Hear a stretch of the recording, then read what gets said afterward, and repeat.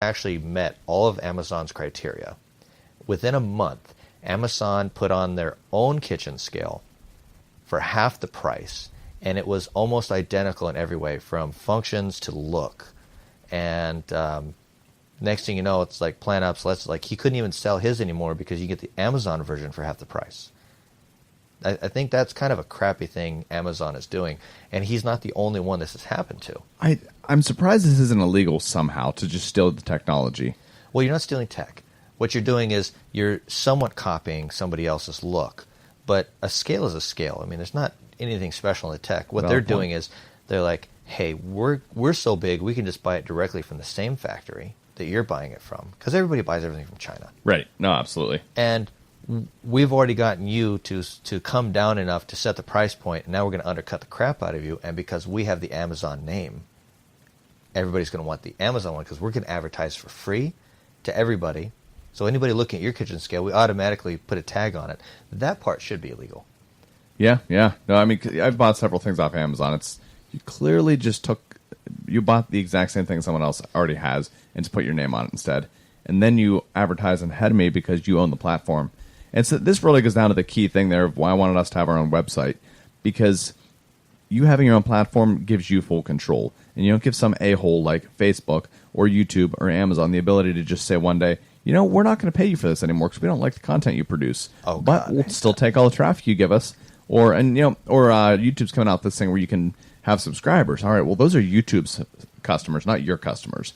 You may have brought them to YouTube and established a relationship with them, but you brought them to YouTube. You didn't bring them to you. Right.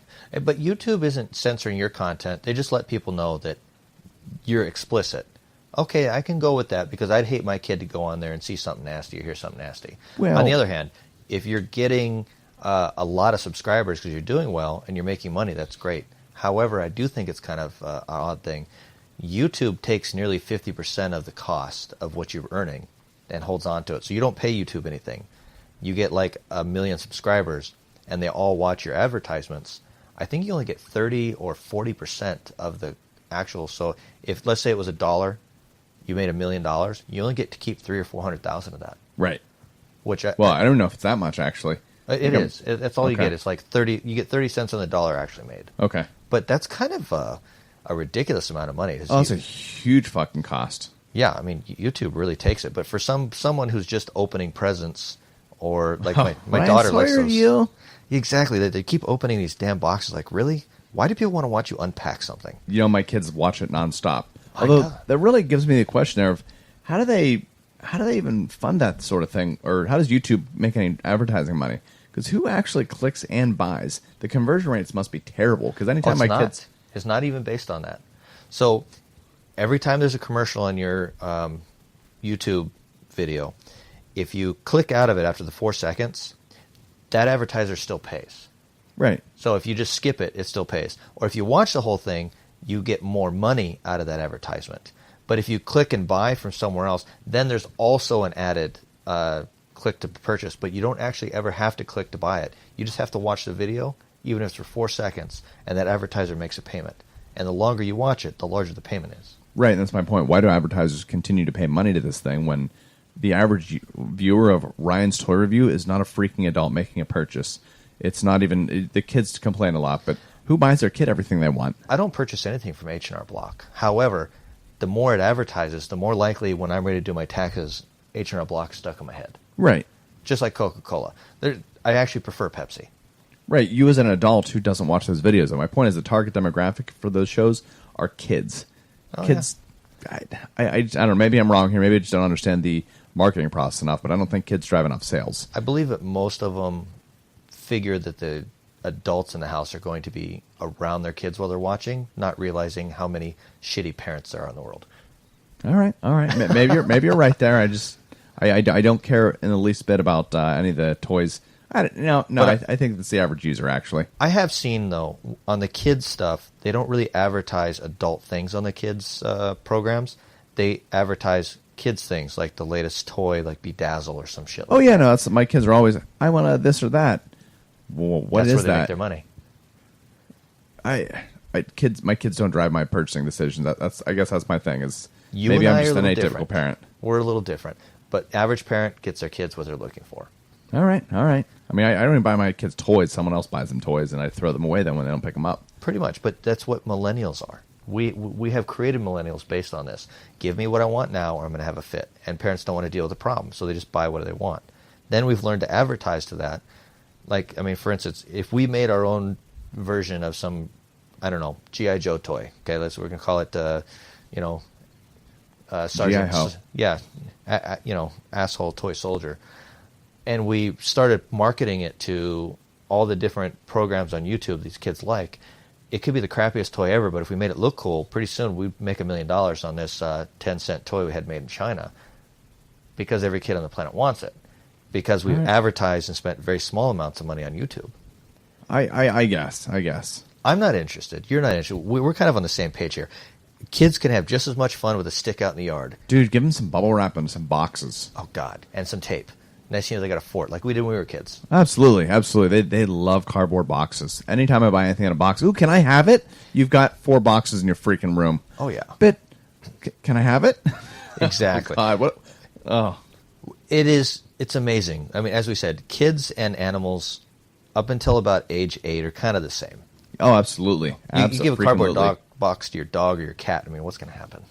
Yeah, the dog's going to look at it. The cat will definitely play with it. Oh, the cat will be in there like it's its own little fort, and right, just like kids. Oh yeah, just the same. But I don't know.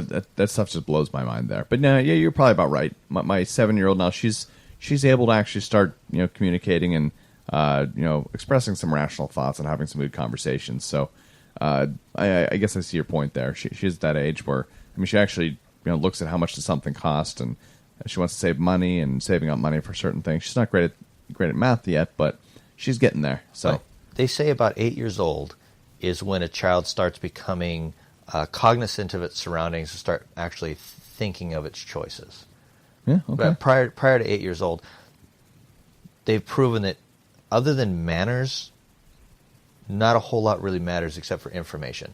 You can start when they're like 6 months old, and they'll have all the book smarts in the world, but until 8 years old, they don't really blossom into a cognitive thought process. Okay. Some a little early, some a little late. I mean, my buddy James, basically he's a 34-year-old who's in the same position emotionally and consequence thought processes as he would have when he was like 6.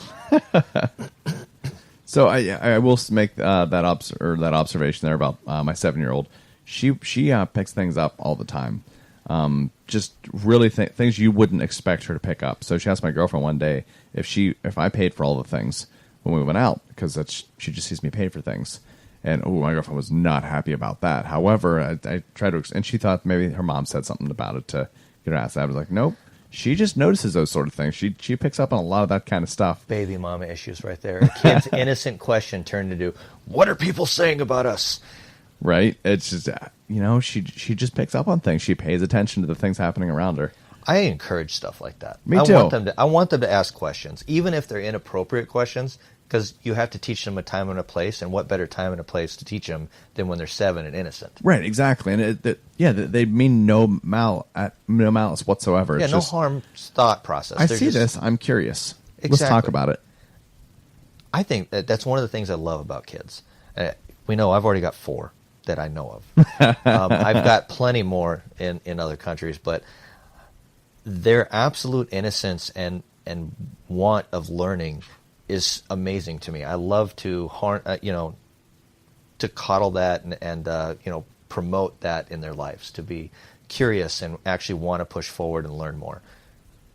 That stuff gets really exciting. It's just what's going to really engage you and make you want to learn more stuff about, like, do you like programming? Do you like building stuff? Do you like electric? Do you like animals? Like, let's cut apart a piece of meat and pick apart the parts of muscle or something. Let's dissect that frog that you found out in the front yard. Right? Exactly. I got to say, that is, especially if they're interested in something you don't know that much about, and the two of you can learn it together. Yes.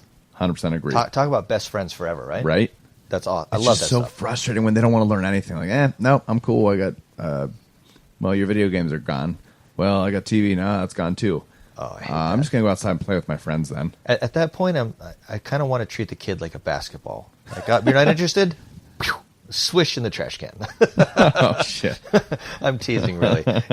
I'd never do that. But, funny thing is that just means that one is even more challenging to figure out what they want to do, or you just know that, hey, keep a room open in your house until they're 50 because... No, I let them all know, like, you're out, you hit 18, like, you got to go. Go in the military. I'm trying my best to steer you away from that, but worst case scenario, you're going to be joining the military, champ. If you're going to go to college and actually have good grades, you can stay till you're about 23. Well, yeah, I actually couched that even further of if you go to college, but you have to go to college for something that actually makes sense. Oh, you're not going for liberal arts or lesbian philosophy from, or poetry Women's from liberation, 1700, history. Right? If you're going to college, it's going to be something you actually need a college degree for, like, engineering or chemistry or biology. Even trade school works. Well, and that's another thing. I said, all right, if college doesn't work for you, that's okay. Let's look at a trade school. Are you going to be a plumber? Do you want to be an electrician? A mechanic? How about a diesel mechanic? There you go. And then at some point, you're able to actually help them which path to take. Right. Which is great. And so I'm trying to expose them all to programming early. I mean, that's my bias. It's something I wish I knew better. And I wish I had learned when I was younger, but I tried, and I didn't have the right kind of teachers to teach me. But it's something I really wish I knew better now at this age. Absolutely. Instead of just at that entry level. Another one is being an accountant. Like, how many people want to be an accountant? You know how much money can be made to be an accountant? Oh, God, you make it filthy rich till the mob gets you, and then you're dead. Oh, and even then, you don't have to worry about the mob. I mean, say you're an accountant, you have 100 businesses, okay? And you charge $100 a month to do their accounting. And then let's say half of them are corporations. That's $1,000 to get a corporate tax return. If you really put your head together and do the math, 100 businesses, which isn't that much work, at $100 a month, that's $1,200 a year. That's 120 grand. Curious what kind of math you have to do to be an accountant, because I'm terrible at math. Oh my God. Adding, subtraction, and basic division. Oh, I can do that. I mean, literally, you go on you take their stuff and you pay $10 a month to QuickBooks and you just hook it up to their bank account and just say, no, I don't even have to do math anymore. This is a write-off, so it goes in this account. This is an asset, and it goes in this part of the account on QuickBooks. At the end of the year, you press a button, and you just made yourself $250,000 a year minus your overhead. So I always wonder, why can't you just have a program do that stuff for you? Well, at some point, you have to be able to decide, because lunch with your coworkers or your employees isn't a write-off. However, if you go to that same lunch, but it was a business meeting to talk about sales or a purchase, you can write that off. Why wouldn't you talk about sales or purchase during every dinner? Well, right. But the IRS actually makes you write this stuff down, and nobody really knows what it's for. So, sometimes I like to take the family to dinner and just call it a business meeting. I just wrote off $400 family. But you'd have to be careful with that because if the IRS actually went in and like, well, who was there? Gotcha. Another one is, let's say you bought a vehicle for your company. Is it your vehicle to drive around for sales, or is it a truck so that your employees can drive it to the job site with all the equipment in it? There's a different write-off there. Gotcha. Another one is your rent. Let's say this is your office, right? Did you know that you can write a portion of this house off as a business expense? Even if I rent it? Yeah, even if you rent it. You Really? can write off up to 25% of the total square footage as a business write-off if you actually use any part of it for business. Of the room or the house? Of the house. Really? So you can write off this entire room square footage, the kitchen and the bathroom. Since you and I use it for this business, it's a write-off. Huh. So you go into QuickBooks, and then you have to separate that lease payment and actually attach a portion of it to your business. No freaking crap. Yeah. That's another thing I always thought. I thought you could only write off a business if it generated income after 2 years. That's not true. You can write off anything. I mean, you can actually be incomeless or at a loss for an infinite amount of time. Huh. But at some point, the IRS is going to expect you to pay taxes of some amount. But let's say you break even every year, even at the end of 10 years, you can still write off most of what you put in that business after the 5th year. I've really been missing out on a lot of hobbies then because I just buy equipment to let's see if this works. Let's see if I can make money off this. It doesn't work. All right, well. So a tip for our listeners as well as for you, you have up to 7 years to write off every piece of equipment that you've purchased. Really? You can redo your taxes up to 3 years prior. So it's 2018 tax year this year. So in 2015, if you wanted to go back and redo your taxes, you can. Wow. We got this great mixer the other day. Yeah. It has a full write-off now, but next year, you get to write off a percentage of it for something called depreciation. I've heard of this. I didn't know how to do it. There is, you go online, you can type it in, but there's new technology that came out or repairs that have